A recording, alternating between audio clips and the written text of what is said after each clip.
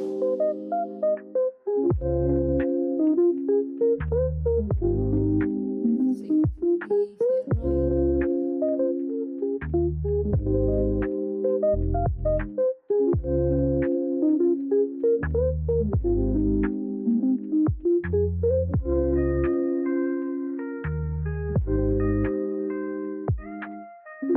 a todos, bienvenidos una vez más a Puro Verbo Podcast. Mi nombre es Esteban. Y yo soy Has. Y esto es Puro Verbo. Así que, bueno, qué lindo una vez más encontrarnos. Estuvimos medios perdidos. Sí. Lo reconocemos, pasaron cosas como siempre en la vida.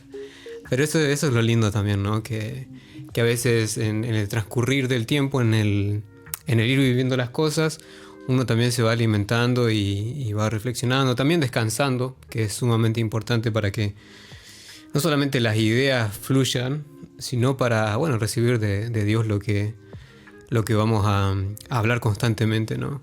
Y bueno, primero, como siempre decimos, mandarles saludos a todos aquellos que nos están siguiendo.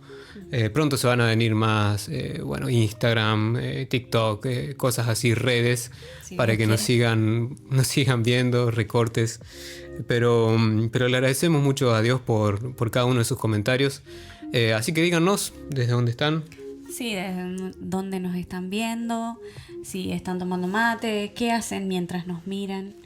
Si se ponen a cocinar, si van manejando, qué es, desde dónde nos escuchan.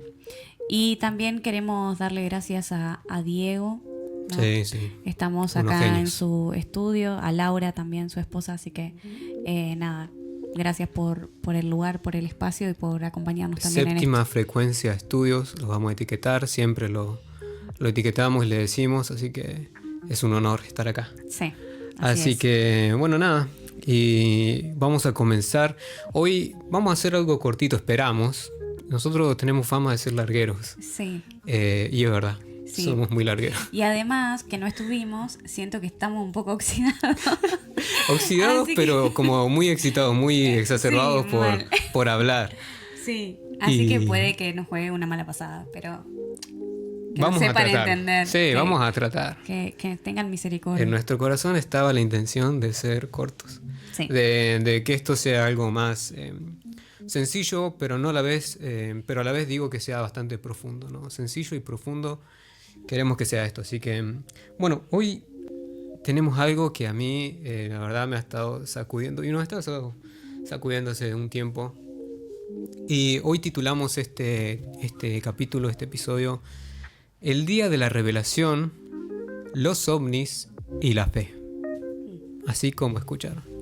El Día de la Revelación, los ovnis y la fe. ¿Y qué tiene que ver el Día de la Revelación y todo esto que dijimos? Bueno, vamos a adentrarnos un poco en una película que vimos hace poquito. ¿Qué tienen que ver los ovnis con la Biblia? Ahí ya empiezan a surgir ideas, ¿no? Conceptos previos, recuerdos de quizás le dijeron, bueno, los ovnis son tal cosa, en la Biblia nunca aparecen. Vamos a llevar esa idea, por lo menos a dejarla ahí y ver si hay algo que se puede decir. O si hay algo que la Biblia dice al respecto de este tema. Sí. Y bueno, vamos ahí. Aclaremos que no somos expertos No somos expertos en el tema. Solamente vamos a profundizar en algunas ideas que estuvimos pensando. Y nos interesa sobre todo la mirada cristocéntrica, ¿no? Como siempre dijimos desde el manifiesto que arrancamos en el primer episodio. Nos interesa ver todo este lente de la cultura a través del lente de Cristo, ¿no? Sí. Y queremos utilizar una película de ciencia ficción como trampolín. Es decir, no para hablar de teorías conspirativas, porque podríamos llevar tiempo y ahí van un montón de teorías conspirativas, sino para hacernos una pregunta incómoda, y esta es nuestra fe, la fe cristiana, lo suficientemente grande como para resistir un cambio total de paradigma? ¿Es nuestra fe suficientemente radical y consciente y trabajada para resistir un cambio en las creencias de la cosmovisión del mundo? Esa va a ser nuestra idea base, ¿no? La pregunta que nos va a guiar. Y cuando hablamos de paradigmas, ¿no? Nos referimos a este sistema o formas de creencias que moldean al mundo, ¿no?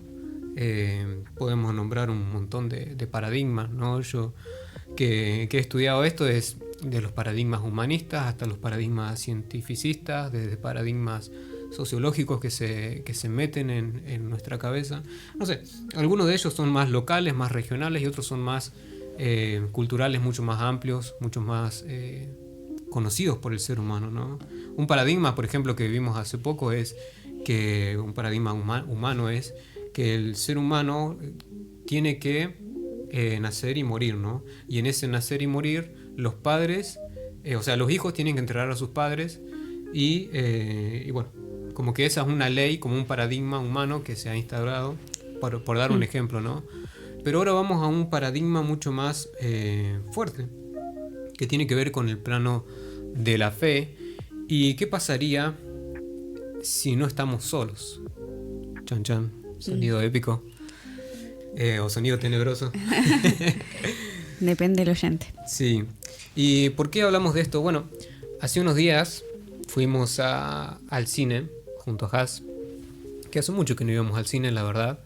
Fuimos al cine, a un cine acá de Santa Rosa llamado el Cine Amadeus. Muy lindo, por cierto. Si tienen la posibilidad de ir, vayan.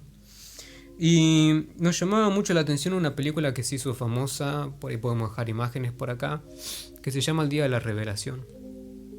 Y nuestra idea no es para hacer propaganda de esta película, sino para...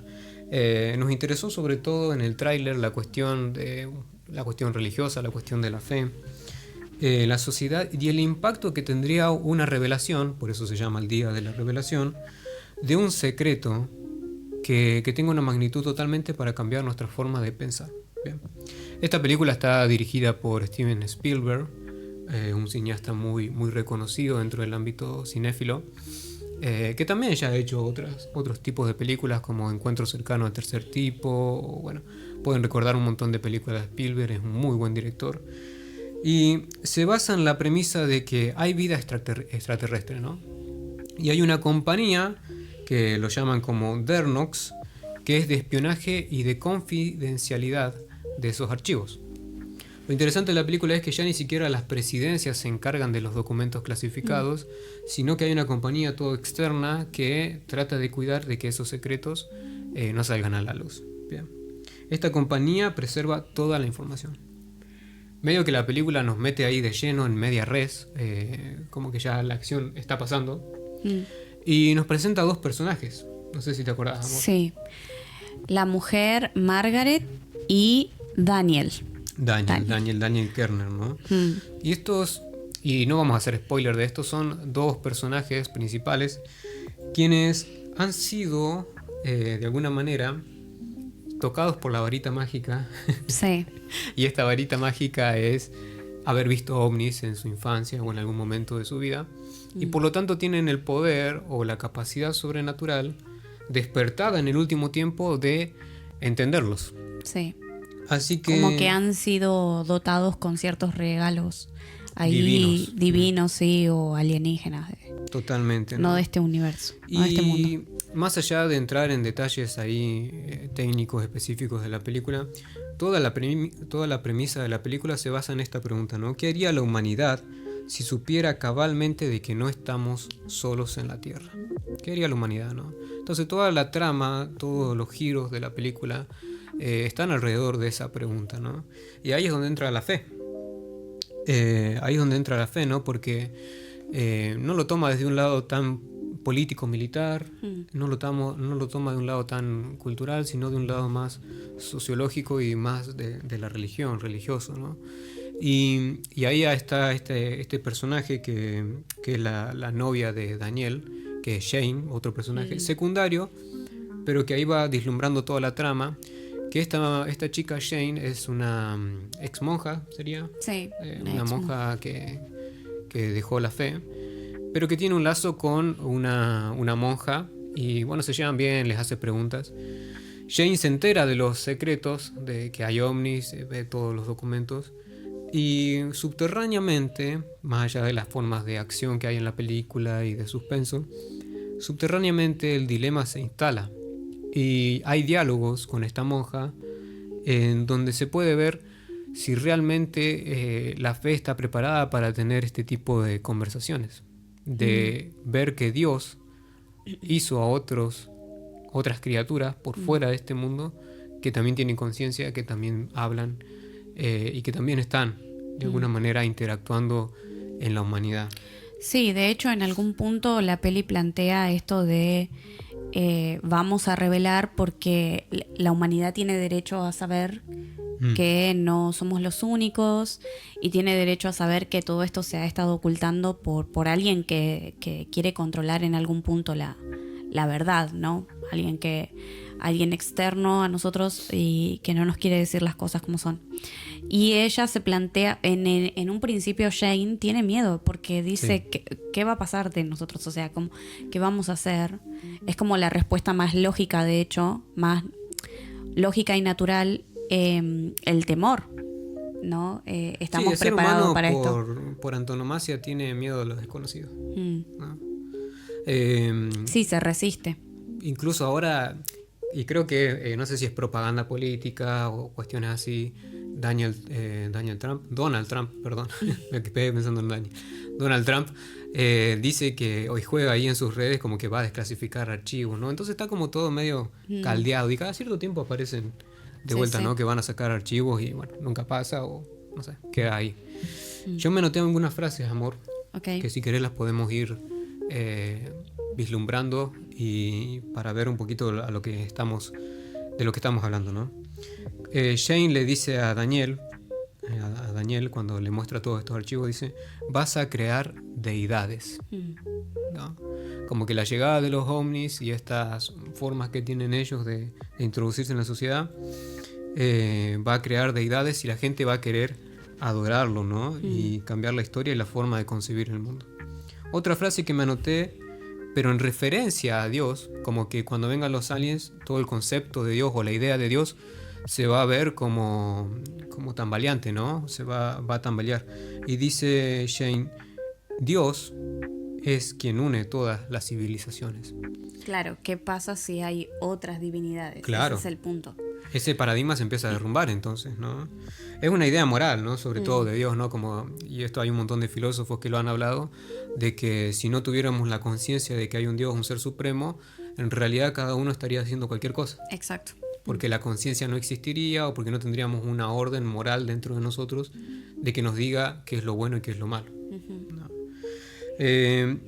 Y hay un montón, si a ustedes les interesa después o si les damos ganas de ver esta peli después de lo que estamos diciendo, es mucha la cantidad de referencias religiosas que hay. Citas puntuales de la Biblia, sí, algunos pasajes o formas sí, de la Biblia que también marcan el rango de la película, ¿no? Yo recuerdo, por ejemplo, una referencia a este versículo que dice, y vio que la creación de Dios era buena, y en un diálogo que tiene Jane con la monja le dice, bueno, a la monja le dice, ¿usted cree que va a haber vida en otra tierra? Que puede que puede haber vida en otra tierra, y ella dice que sí, que cree que sí, pero no dice la palabra de Dios que somos su creación suprema. Y la monja le responde, somos la creación suprema de Dios en esta tierra. Como dando a entender de que, bueno, Dios seguramente en su infinito, en su vasta sabiduría y cómo hizo el universo, porque tenemos un universo vasto, inconmensurable, ¿no? También ha hecho otras civilizaciones, ¿no? Y al final de la película hay algo, y se la dejo ahí picando. Sí. Termina con una frase la película, así nomás. Es Margaret diciendo una frase que da reminiscencias al Apocalipsis. Sí, de hecho diciéndosela a todo el mundo. Diciéndosela a todo el mundo, exactamente. Que es, en stream. Es básicamente eso, la revelación. Apocalipsis es revelación, ¿no? Revelación de Cristo que vence y demás. Bueno, acá revela y dice una frase que a los que han leído el Apocalipsis lo van a entender, ¿no? Y bueno, y nosotros nos preguntábamos qué tienen que ver todas estas teorías conspirativas o películas acerca de otras civilizaciones, que no es la única, ¿no? No. Con una mirada cristocéntrica, ¿dónde se puede ver Cristo en todo esto? ¿Qué tiene que ver los ovnis, las revelaciones, los secretos con Cristo? Y esa es la pregunta que habíamos dicho al principio. ¿Qué pasa si es verdad? ¿No? Y al riesgo de caer en un clip así que me recorten y digan, oh, esto es una herejía, soy consciente de que esta es una pregunta y nosotros siempre nos gusta decir, no queremos dejar ninguna pregunta de lado, ¿no? Todas preguntas son válidas y necesitan una respuesta. Y esto también, ¿y qué pasa si es verdad?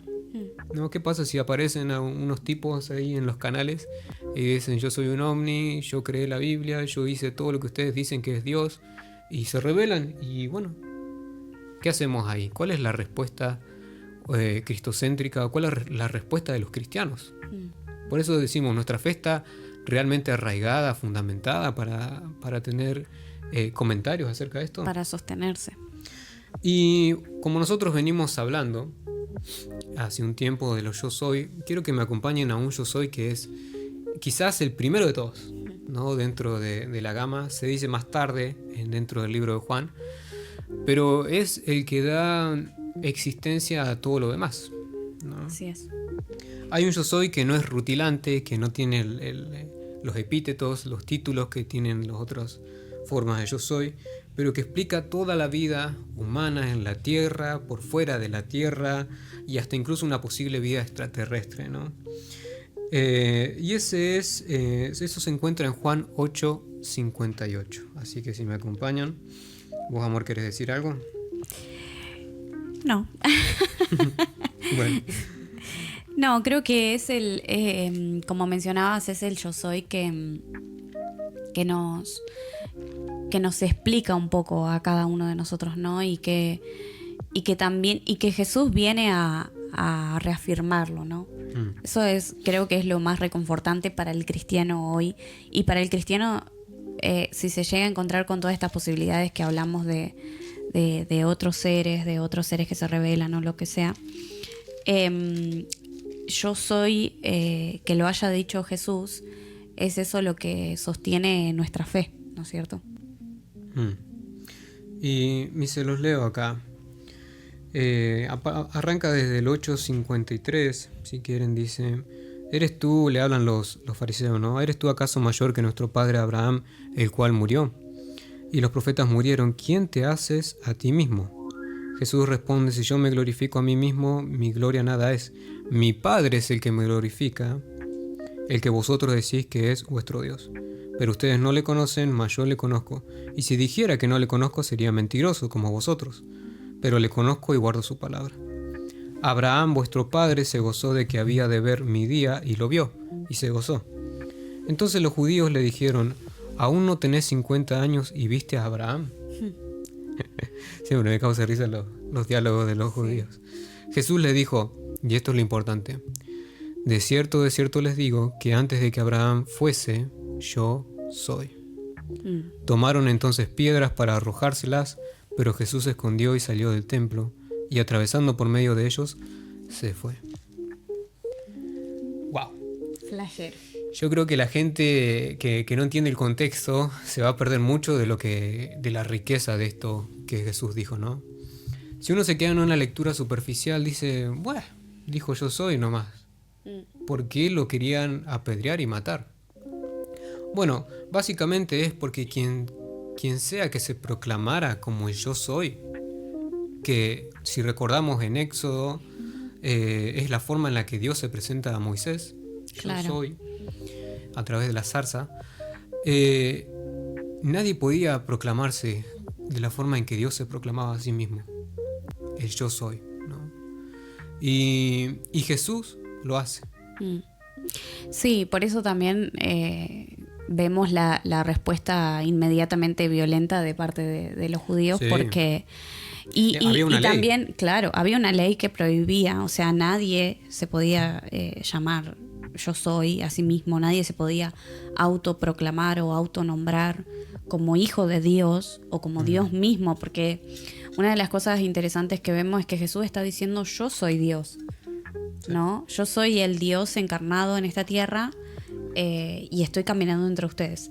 Y por otro lado, vemos que Jesús, en los anteriores yo soy, Jesús le agrega como estos epítetos, como vos decías, ¿son? Sí, epítetos. le agrega todas esas cosas para revelarnos algo, pero porque él ya había revelado que en sí mismo estaba la deidad, ¿no? Él en sí mismo era Dios, ¿no?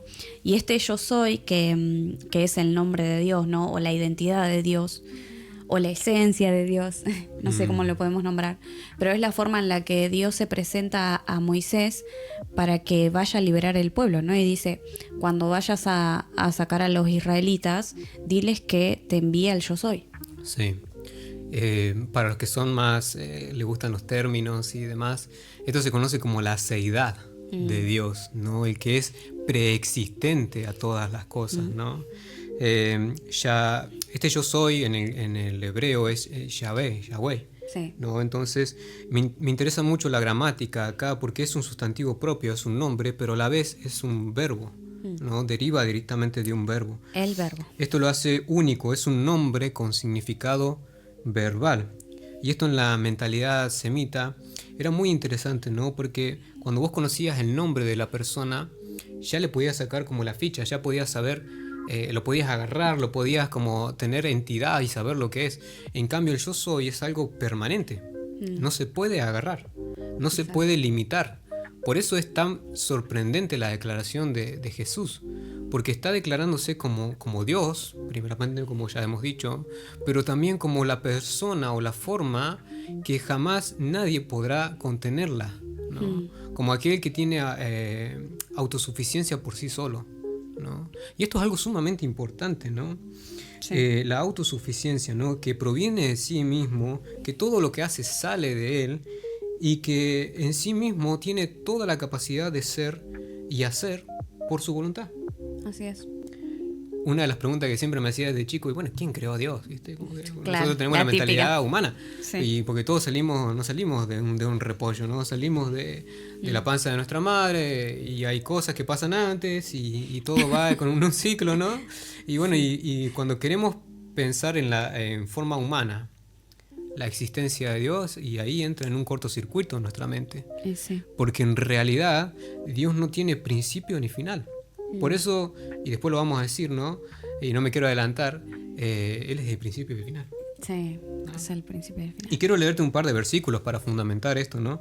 Hechos 17, del 24 al 25 dice: el Dios que hizo el mundo y todo lo que en él hay, es Señor de los cielos y de la tierra, no vive en templos hechos por manos humanas, ni necesita que nadie le sirva porque a Él no le hace falta nada. Importante esto. Él es quien da vida y Él es quien da aliento a todos y a todo. De un solo hombre hizo todo el género humano para que habiten sobre la faz de la tierra y les ha prefijado sus tiempos precisos y sus límites para vivir. De Dios proviene todo. ¿No? Isaías 41 del 4 dice: ¿quién lo hizo y lo llevó a cabo? Yo, el Señor, el primero y el último, yo mismo soy. Vuelve a decir, ¿no? Dios. Y acá lo que decía, Apocalipsis 1:18, yo soy el alfa. 1:8, perdón. Yo soy el alfa y el omega, ¿no? En el alfabeto, griego. La primera letra y la última. El alfa y la omega, el que era, el que es y el que ha de venir. Esto es sumamente importante. Y vos me decís, ¿por qué, Esteban, es importante esto y qué tiene que ver con los ovnis? Bueno, tiene que ver porque incluso si hay vida externa o incluso si pasan cosas raras acá en este tiempo, en el 2026 o más adelante, Dios hizo todo. No es que a Dios se le escapó y dijo: uy, estos se me escaparon, no sabía que iban a aparecer en la tierra y ahora van a hacer desmoronar toda la fe de los cristianos. No. Dios tiene el control de todo y de Él provienen todas las cosas. Esto Romanos también lo dice. Porque de Él provienen todas las cosas, porque de Él venimos y de Él salimos.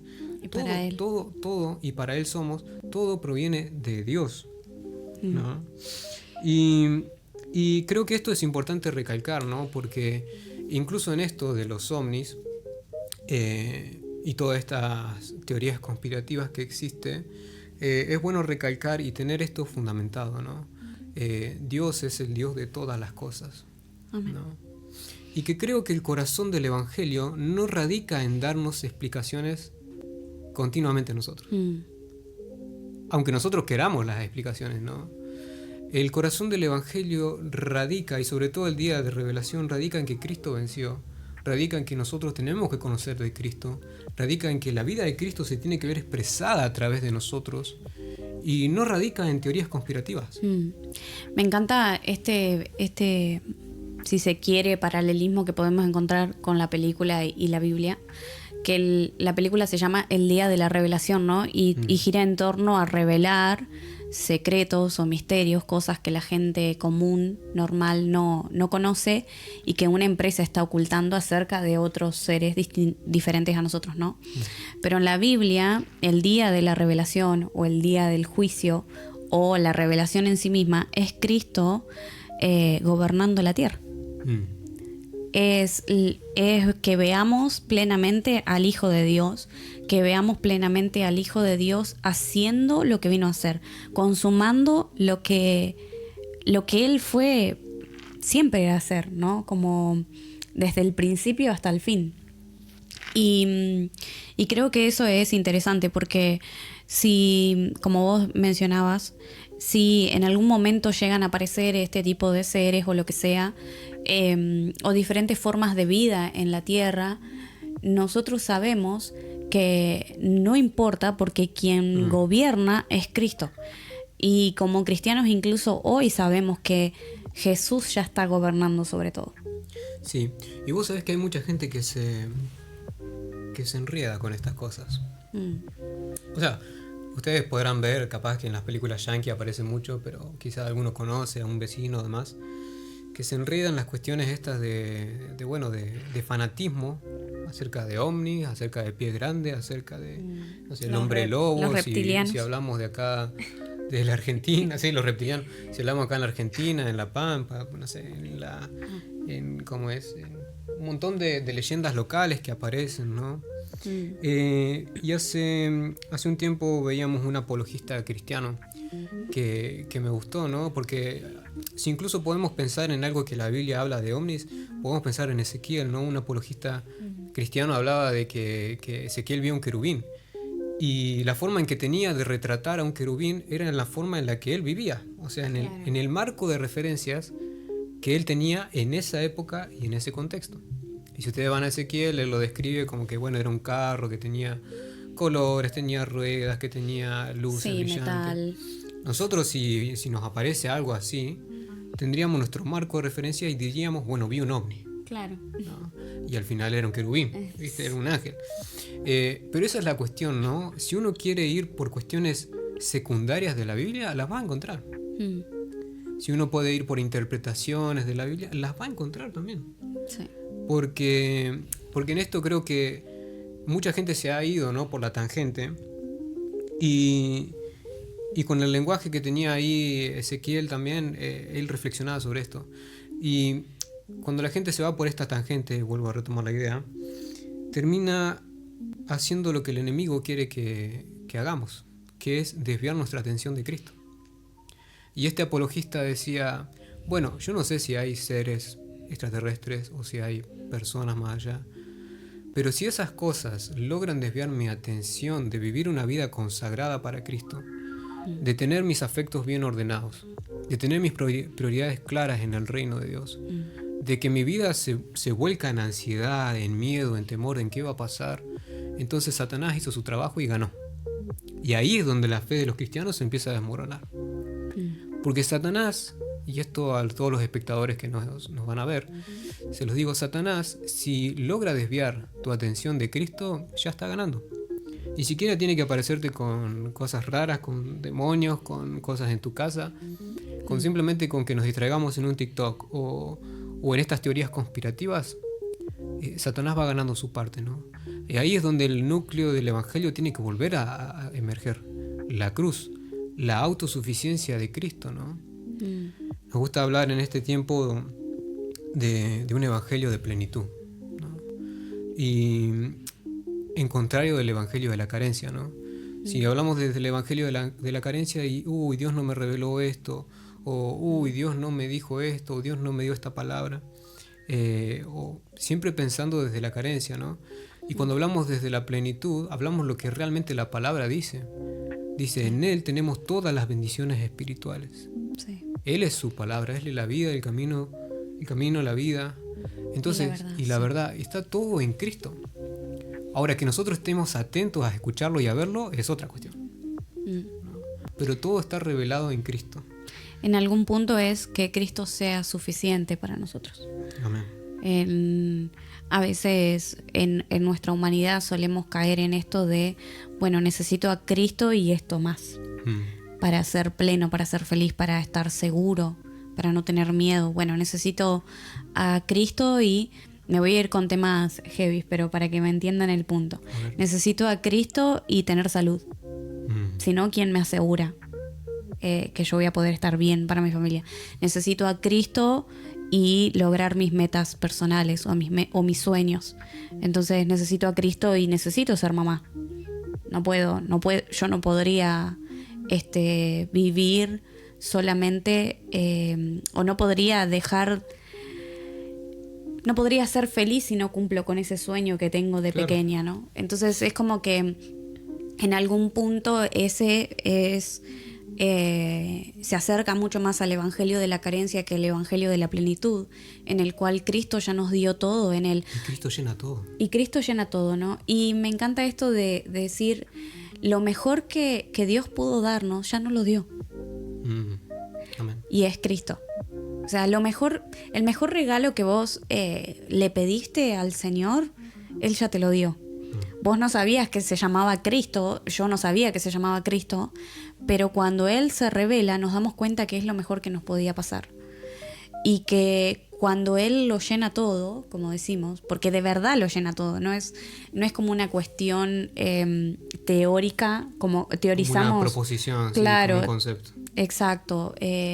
Teorizamos el Evangelio, no. Verdaderamente Él lo llena todo. Lo que pasa que a veces falta que se nos revele a nosotros, ¿no? Totalmente. O se nos manifieste.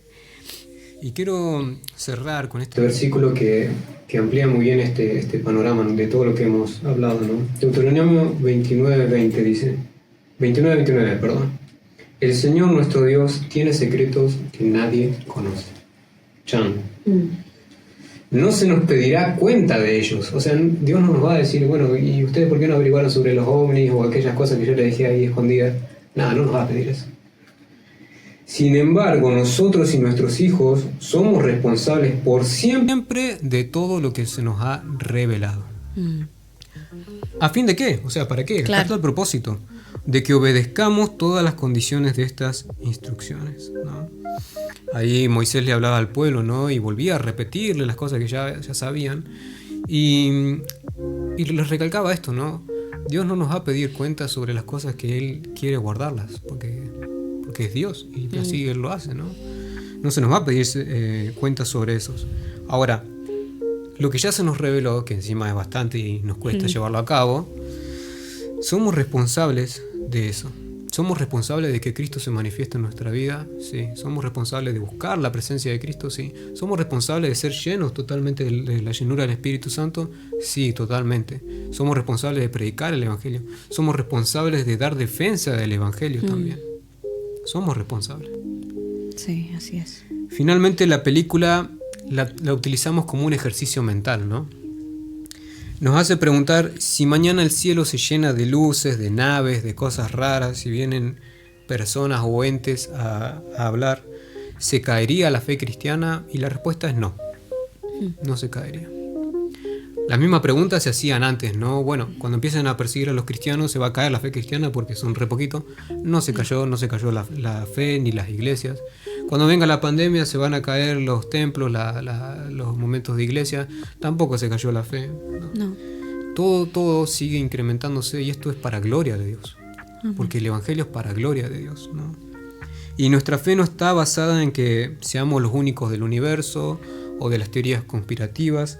Nuestra fe se basa en el yo soy, en el alfa y el omega, en la autosuficiencia de Cristo, en la autosuficiencia de Dios, quien sostiene todas las cosas, ¿no? Y Él es el soberano absoluto de la historia, de tu historia y de mi historia. Así es. Y bueno, para concluir, concluimos. Quiero concluir con algo que Jas preparó acá también. Bueno, hay un poema que les quiero leer, una frasecita, una partecita, mejor dicho, de un poema que expresa un sentimiento común en toda la humanidad, ¿no? Es algo que si lo leemos vos vas a decir, sí, es verdad, yo me siento así, yo lo pude pensar en algún momento, lo pude llegar a decir, ¿no? Y es la estrofa final del poema Invictus de William Ernest Henley. Y dice: no importa cuán estrecha sea la puerta, ni cuán cargado de castigos esté el pergamino. Yo soy el dueño de mi destino, yo soy el capitán de mi alma. En algún punto nosotros nos desviamos a creer que si yo no tengo el control de mi vida, todo lo tengo perdido, y que yo soy el dueño, que yo soy quien decido, que yo soy quien escribo este libro de mi vida, ¿no? Cada página la decido yo, ¿no? Sin embargo, encontramos, y en esto se apoya nuestra fe, como decía Esteban, en este yo soy, porque vemos que Dios es el único que puede describirse con precisión a sí mismo como yo soy. Jesús reivindicó el título yo soy para sí mismo en Juan 8:58, el versículo que leímos al principio. Sí. Para el resto de nosotros, humanos, mortales, como vos, como yo soy es una falsa pretensión de autosuficiencia. No somos eternamente constantes ni siempre presentes.